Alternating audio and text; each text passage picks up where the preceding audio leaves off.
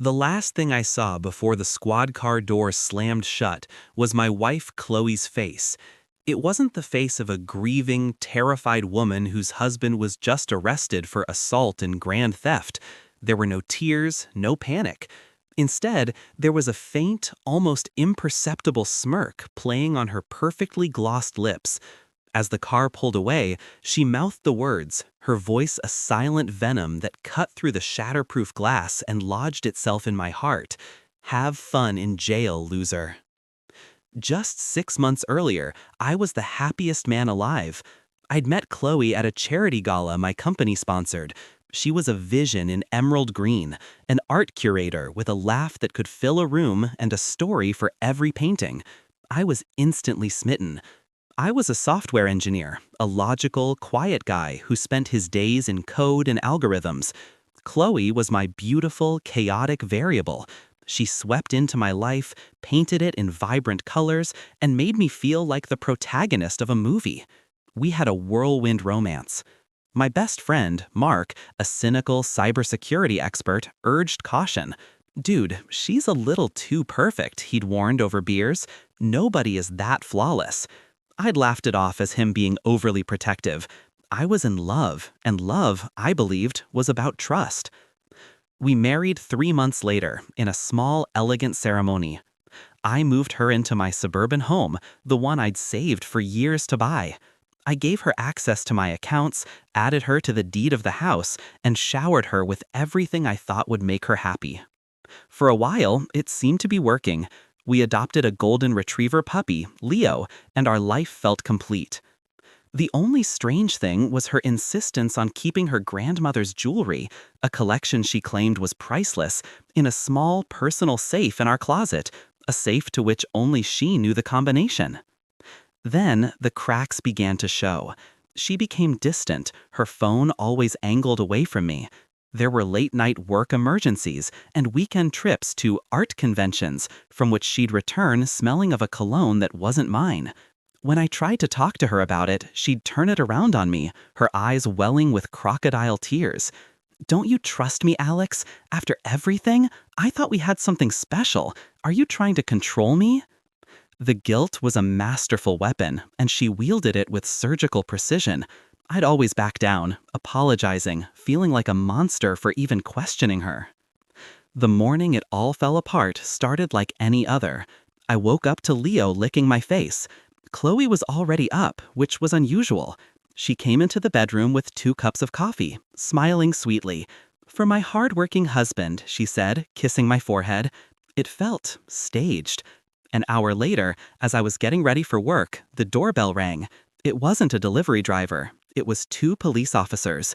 They asked if I was Alex Parker. When I said yes, they informed me they had a warrant for my arrest.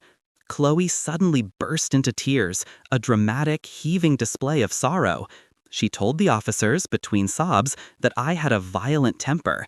She claimed I'd pushed her during an argument the night before. I'd been working late and hadn't even seen her. And that I'd broken into her safe and stolen her grandmother's irreplaceable jewels to pay off a secret gambling debt.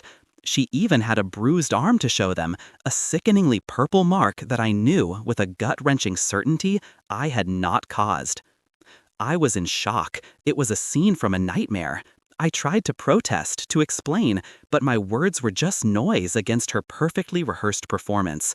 They cuffed me, read me my rights, and marched me out of my own home as my beautiful wife watched, her face a mask of faux distress. That's when I saw it. The smirk, the sneer, the 6 whispered words that confirmed my life was a lie. The interrogation room was a cold, sterile box. They laid out the evidence, photos of the bruise, a statement from Chloe detailing my supposed aggression and addiction, an empty safe.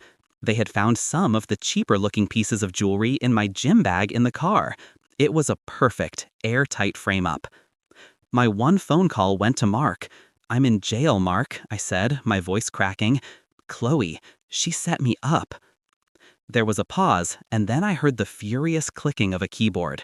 "I knew it," he spat. "I knew she was no good. Don't say another word to them, Alex. I'm getting you a lawyer, and I'm going to tear her story apart." True to his word, Mark bailed me out the next day.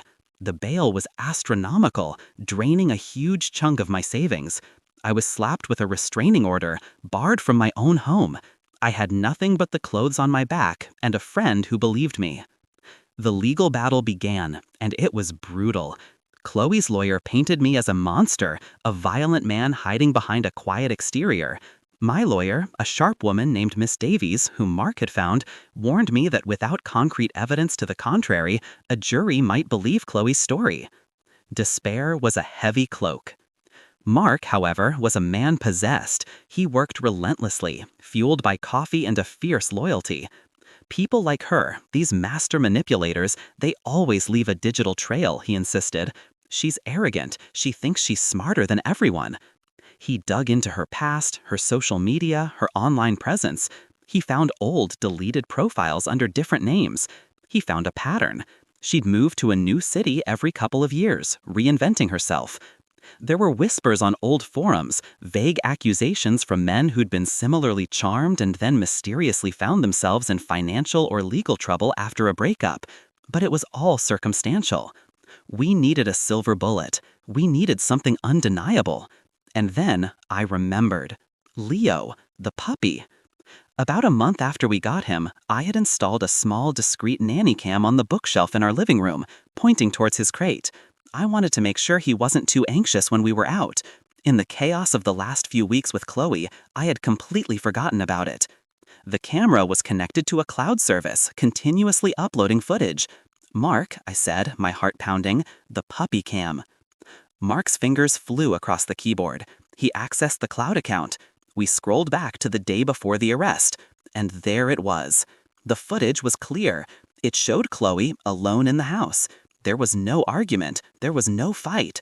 Instead, we watched in horrified silence as she methodically built her lie. She took out a makeup palette and carefully, artfully, painted a bruise onto her own arm, studying it in the reflection of her phone screen. Then she went to her safe, opened it with a flourish, and removed the jewelry. She sorted it into 2 piles. One pile she tucked into a velvet bag.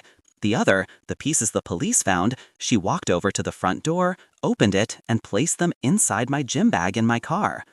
The final, chilling act was watching her stand in front of a mirror, practicing her sobs, her terrified gasps, her lines for the police. It was a performance, a cold, calculated rehearsal for the destruction of my life. But the rabbit hole went deeper. Mark, cross-referencing names from her past, found her recent communications. She wasn't just a gold digger, she was cheating on me with a much wealthier, older man named Richard Thorne.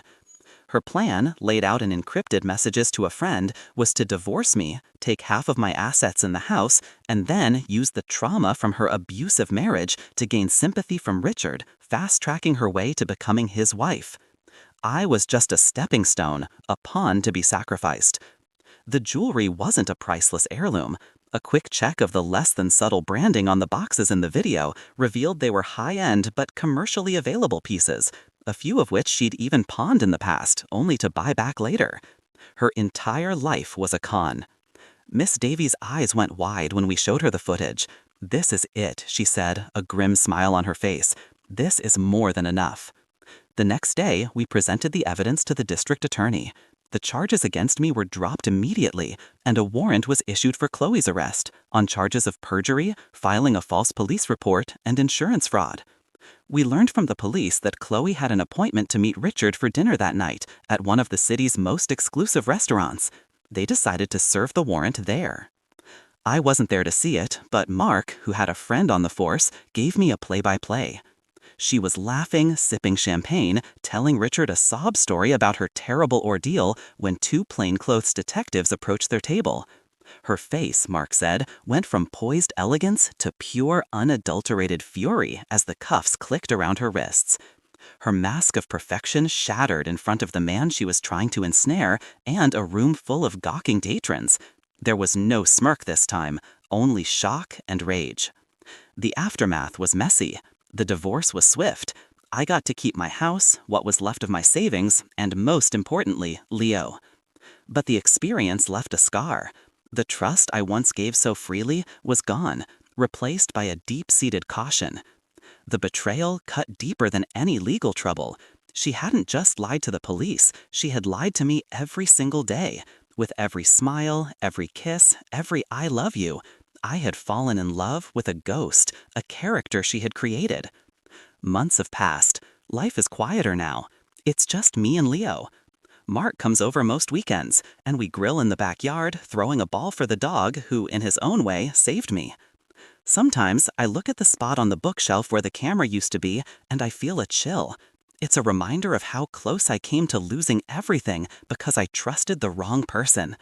But it's also a reminder that in the darkness, there can be unexpected light. I lost a wife, but I was reminded of the unwavering loyalty of a true friend. I'm healing, slowly. The colors in my life are no longer the chaotic, vibrant splashes Chloe painted. They are more subdued, more real. And for the first time in a long time, I'm okay with that.